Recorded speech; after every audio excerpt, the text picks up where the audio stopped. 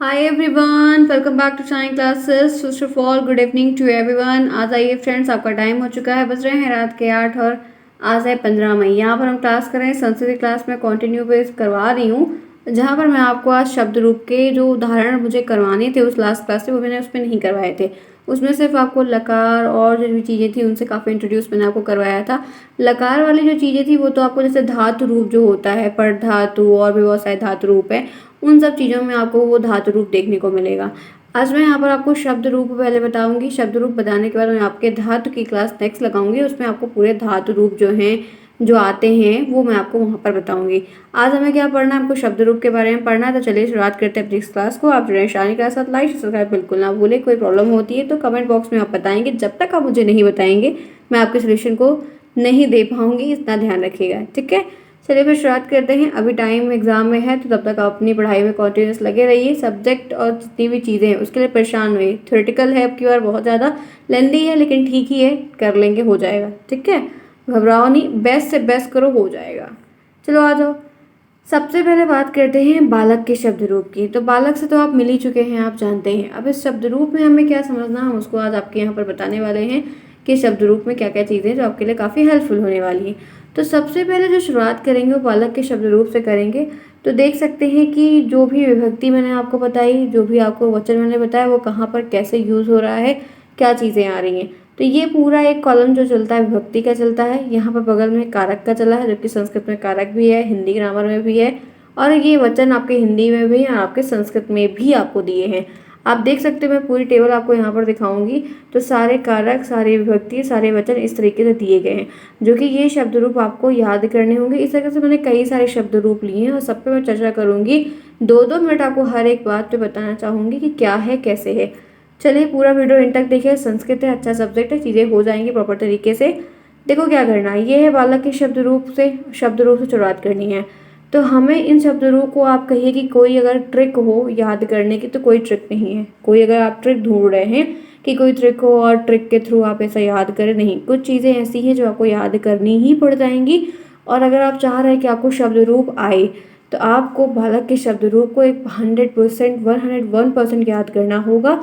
क्योंकि बहुत सारे ऐसे रूप मैं आपको अभी खुद भी दिखाऊंगी जो इस तरह के रूप हैं जो आपके बालक के रूप से और उस रूप में कोई खास अंतर नहीं, एकदम सिमिलर है। तो अगर हम एक याद करते हैं तो बालक के रूप में जितने भी बने हुए हैं वो सारे के सारे एकदम हूबहू होते हैं और हम उसको आसानी से कर सकते हैं।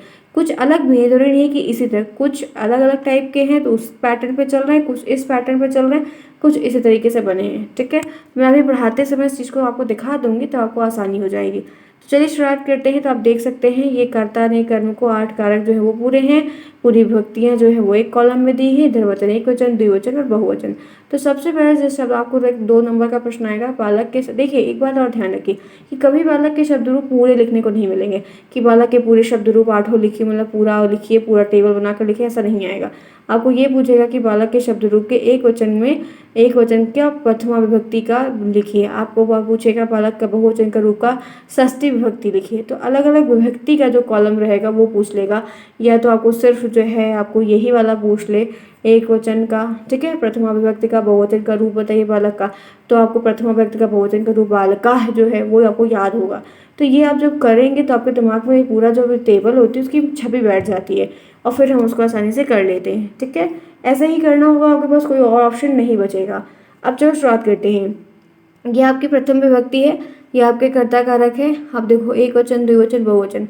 तो बालका, बालको, बालका, क्या मतलब लग रहा है। एक वचन की संख्या आप जानते हैं एक, द्विवचन की संख्या आप जानते हैं 2, बहुवचन की जानते हैं 2 से ज़्यादा, और कारक आप जानते हैं कर्ता कारक, प्रथमा विभक्ति भी है। तो यहाँ पर बालका, बालको, बालका, दोनों के पढ़ने में अंतर है।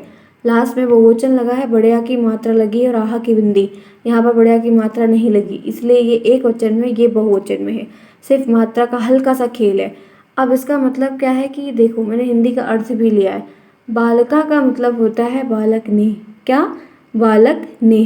बालकों का मतलब होता है 2 बालकों ने, कितने, 2 बालकों ने। और बालका का मतलब क्या होता है, बहुत बालकों ने, कितने, बहुत बालकों ने। तो बालका का मतलब बालक ने, बालकों का मतलब 2 बालक ने, और बालका का मतलब बहुत बालकों ने, ठीक है। तो ये क्या है, प्रथमा विभक्ति है, प्रथमा विभक्ति का एक वचन बालिका, प्रथमा विभक्ति का द्विवचन बालको, प्रथमा विभक्ति का तीन वचन बालिका, बालिका बालको बालिका। फिर मेरे साथ बोलिए, आप सभी लोग बोलिए, बालिका बालको बालिका, बालिका बालको बालिका। ठीक है, ध्यान रखिएगा। डीलेड फर्स्ट सेमेस्टर में भी संस्कृत सेम टू सेम है और डीलेड थर्ड में भी है, बस उसमें जो है संधि वगैरह नहीं दी गई है, बाकी सेम टू सेम पूरी चीज़ें जितना डीलेड फर्स्ट में था वही आपको डीलेड थर्ड में भी है। तो फर्स्ट में कर लिया है तो सेकेंड थर्ड में भी आराम से कर लेंगे। आगे बढ़ते हैं दूसरी विभक्ति की तरफ, द्वितीया विभक्ति। ये कौन सा कारक है? कर्म कारक, कर्ता ने कर्म को। ठीक है, कर्ता ने कर्म को। तो यहाँ पर आप बहुत आसानी से देख पाओगे क्या है? बालकम। क्या है? बालकम। फिर क्या है? बालको। फिर क्या है? बालकान। बालकम बालको बालकान, बालकम बालको बालकान। तो बालकम का क्या होगा? बालक को। बालकों का क्या होगा? दो बालक को। बालकान का क्या होगा? बहुत बालकों को। फिर से पढ़ रही हूँ, बालकम बालको बालकान। अब कुछ चीज़ें ऐसे याद कर लो। देखो पता है, ये जो बहुवचन वाला होता है ये ज़्यादा पूछा जाता है, पहले और दूसरे का ज़्यादा पूछा जाता है।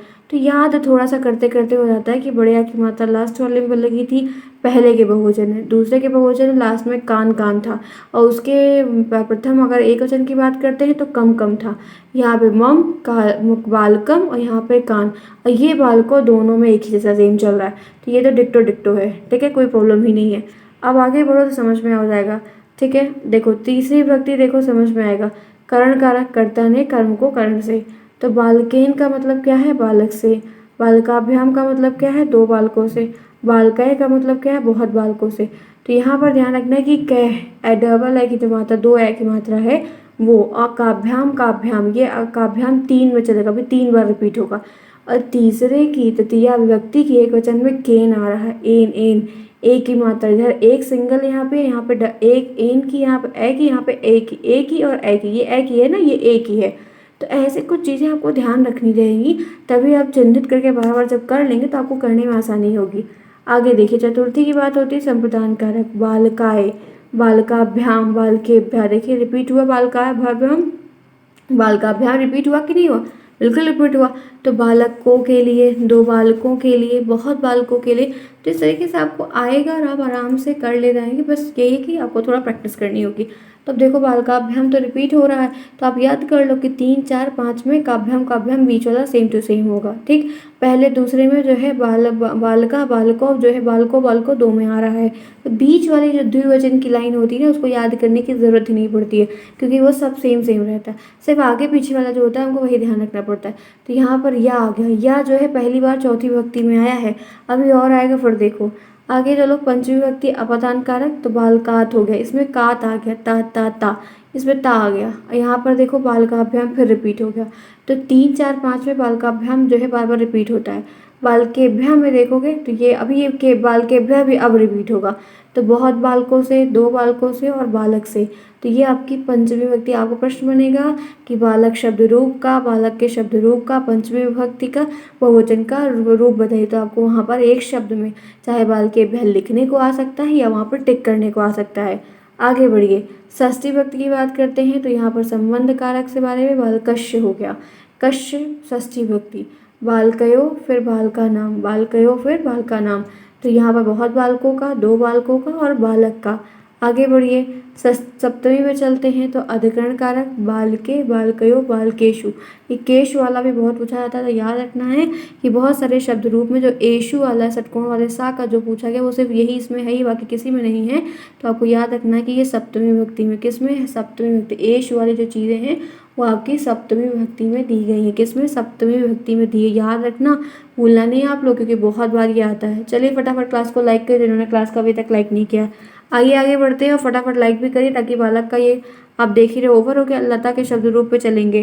तो इस तरीके से बालक का आएगा। अभी और सारा दिखाऊंगी तो आपको बहुत सारी सिमिलरिटीज़ दिखेगी, फिर आपको लगेगा कि हाँ नहीं ऐसे आराम से हम कर लेंगे। चलिए फटाफट, जिन्होंने क्लास को अभी तक नहीं किया है वो शुभ कार्य में देरी ना करें, क्योंकि अच्छे काम होंगे तो चीज़ें अच्छी होंगी, अच्छी चीज़ें होंगी तो आप खुश रहेंगे, आप खुश रहेंगे तो बहुत सारी चीज़ें अच्छी हो जाएंगी और आसान भी हो जाएंगी। बात सही है ना? मेरी बात से एग्री हो? चलो आगे आ जाओ। अब देखो बालक का मैंने बता दिया कि नहीं बता दिया। अब इस तरीके से आपको इसको 2-3 बार आप याद करिए, 4-5 बार याद करिए। फिर उसके बाद है मैं एक बार कवर करके लिखने का प्रयास करिए। क्या आप लिख पा रहे हैं? क्या आपको जो याद किया वो याद है या नहीं है? आगे बढ़िए लता के बारे में। चलो भाई लता के बारे में देखते हैं। वही सेम विभक्ति का एक तरफ वचन का एक तरफ, इसमें मैंने कारक वाला नहीं लिया है। अब देखो सबसे पहले प्रथमा व्यक्ति आती है तो इसमें भी प्रथमा शुरुआत करेंगे। तो क्या बन रहा है? लता, लते, लता। देखिए लता, लते, लता, लता, लते, लता। ठीक है। दूसरी व्यक्ति क्या है? लताम, लते, लता। ये दोनों रिपीट हो गया। लताम, लते, लता। तृतीय व्यक्ति में लतया, लताभ्याम, लतिभी। लतया, लतेभ्याम, लताभ्याम, लतिभी। ध्यान रखना तीसरी व्यक्ति। चौथी व्यक्ति में क्या है? लतये, लताभ्याम, लतेभ्या। लताभ्याम रिपीट हुआ। पंचमी व्यक्ति में लताया, लताभ्याम, लतेभ्या। ये दोनों क्या हुआ? डिक्टो डिक्टो रिपीट हुआ। षष्ठी व्यक्ति में क्या है? लताया, लतयो, लतानाम। फिर सप्तमी विभक्ति में लतायाम, लतयो, लताशु। संबोधन में हे लते वो बालकों में संबोधन वाली लाइन मैंने नहीं लिखी थी, आप लिख सकते हैं हे बालक, हे बालको, हे बालका। ठीक है। लास्ट वाली जो लाइन है वो यही, हे बालक, हे बालको, हे बालका। तो क्या लता का रूप अभी मैं आपको इसी तरह सिमिलर एक और दिखाऊंगी, तब आपको उसमें और इसमें रूप में बहुत अंतर नहीं दिखेगा। तब आप समझ पाएंगे कि अच्छा ये रूप इस तरीके से चलता है। मोस्टली जो रूप होते हैं या जो हमें आते हैं वो बालक के शब्द रूप को ही फॉलो करते हैं। तो मैं एक बार इसको फिर पढ़ रही हूँ। प्रथम विभक्ति में लता, लते, लता, लता, लते, लता, लताम, लते, लता। ऐसे बार बार बोलो, मेरे साथ भी 1-2 बार बोलोगे, फिर बाद में 1-2 बार बोलोगे तो कर ले जाओगे आप सभी। लता, लते, लता, लताम, लते, लता, लतया, लताभ्याम, लती भी। ठीक है। उसके बाद लतया, लताभ्याम, लतेभ्या। लताया, लताभ्याम, लतेभ्या। लताया, लतयो, लतयो, लतानाम। लतायाम, लतयो, लतेषु। हे लते, हे लते, हे लता। ठीक है। हे लते, हे लते, हे लता। आगे बढ़े, आइए चलिए नेक्स्ट देखते हैं राम का शब्द रूप। राम का शब्द रूप। अब राम के शब्द रूप में क्या है? एकदम सेम जैसा वैसा ही है। एक तरफ आपकी विभक्ति आ रही है सेम, एक तरफ आपके कॉलम आ रहे हैं। वही आपके वचन, एक वचन, द्विवचन और बहुवचन। प्रथमा व्यक्ति की अगर बात करते हैं तो रामा, रामो, रामा। रामा, रामो, रामा। ठीक है। मैं यहाँ पर एक चीज़ और लिखना चाहूँगी, बालका, बालकौ, बालका। कुछ अंतर है क्या? कोई डिफरेंस है? याद करो। बालक, बालको, बालका, बालको, बालका। बालकम, बालको, बालकान। तो बालकम, बालको, बालकान जहाँ पर आता है वहाँ पर क्या आ रहा है? रामम, रामो, रामान। यही मैं आपको समझा रही थी कि मोस्टली रूप जो होते हैं वो आपके इस तरीके से होते हैं। बात समझ में आई कि आपका जो बालक का शब्द रूप है वो राम के शब्द रूप उसी पे बने हुए हैं। तो बालक के शब्द रूप को याद करना इसीलिए सबसे इजी है कि जैसे बालका बालक वाला था कि रामा, बालका, बालको, बालका, तो वैसे सेम यहाँ पर देखो। तो रामा, रामो, रामा। रामम, रामो, रामान। बालका, बालको, बालका। बालकम, बालको, बालकान। आया कि नहीं? माँ यहाँ पर भी आए, ना यहाँ पर भी आए, और ये दोनों सेम सेम हो गया। यही सेम डिक्टो रूप आपके बालक में भी चल रहा था। आगे चलो फिर देखोगे क्या है। तृतीया, चतुर्थी, पंचमी। रामेण, रामाभ्याम, रामे। बालकय, यहाँ पर लिखा हुआ था ना कुछ इस तरीके से, देखो बालकय। यहाँ पर एक ही मात्रा, यहाँ पे ए की मात्रा। ये अभ्याम, आभ्याम तीनों में रिपीट हो रहा है। 3, 4, 5 में आपको द्विवचन को याद ही नहीं करना, वो रिपीट हो जाएगा। फिर चतुर्थी व्यक्ति की बात करते हैं तो रामाय, रामाभ्याम, रामेभ्या, बालकेभ्या। सेम टू सेम हो रहा है। अब इसमें आप देख लो, इसको और उठा रही हूँ ऊपर, तो आप देखो ये 3 तो रिपीट हो ही रहा था, ये एभ्या भी रिपीट हुआ। फिर पंचमी व्यक्ति की अगर बात करते हैं तो रामात, रामाभ्याम, रामेभ्या। षष्ठी व्यक्ति की बात करो तो रामेश, रामयो, रामाणाम। सप्तमी व्यक्ति की बात करो तो रामे, रामे, रामयो, रामेशु, एषु, बालकेशु। सातवें वाले में उसमें भी वो भी सारी षटकोण वाला सा वाला मैंने बोला था कि आता है, और इसमें भी आप देखो वही सेम जगह पर आया, रामे, रामो, रामे। कभी कभी क्या होता है ये बोल देता है फ्रेंड्स कि षष्ठी विभक्ति का बहुवचन का रूप लिखो और राम शब्द का, लेकिन कभी कभी हो सकता है कि ये वाला आपको दे दे और पूछे कि कौन सी विभक्ति का, तब आपको ये चीज़ याद होगी। इसका जो मैप है, जो पूरी टेबल है, ये आपके दिमाग में बैठी रहेगी, तभी आप इस चीज़ को फाइंड कर पाएंगे जब आप बार बार लिखने का प्रयास करेंगे तब। ठीक है। तो यहाँ तक अभी तक मैंने 2 बताया। आगे बढ़ो, तीसरा देखो नदी का। अब नदी का भी शब्द रूप कुछ इसी तरीके से, एक तरफ विभक्ति, एक तरफ कॉलम। तो नदी के शब्द रूप में क्या बताते हैं? तो प्रथमा में देखो नदी, नद्यो, नद्या। क्या, नदी नद्यो नद्या एक वचन। दूसरा देखो, नदीम नद्यो नदी, नदीम नद्यो नदी, नदीम नद्यो नदी, द्वितीय विभक्ति की बात हो रही है। तृतीया की अगर हम बात करते हैं, नद्या नदीभ्याम नदीभि, नद्या नदीभ्याम नदीभि। चतुर्थी की बात करते हैं, नद्ये नदीभ्याम नदीभ्या, नद्ये नदीभ्याम नदीभ्या। पंचमी की बात कर लो, नद्या नदीभ्याम नदीभि नदीभि। षष्ठी की बात कर लो अगर, तो नद्या नद्यो नदीनाम, नद्या नद्यो नदीनाम। सप्तमी की बात कर लो, नद्याम नद्यो नदीषु। ठीक है, ईशु वाला जो है सातवें पे सब में आ रहा है, सबकी भक्ति में सातवें वाले पे आता है।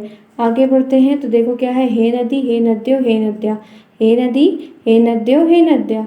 तो आपको यहाँ पर क्या कोई प्रॉब्लम अभी तक लगी?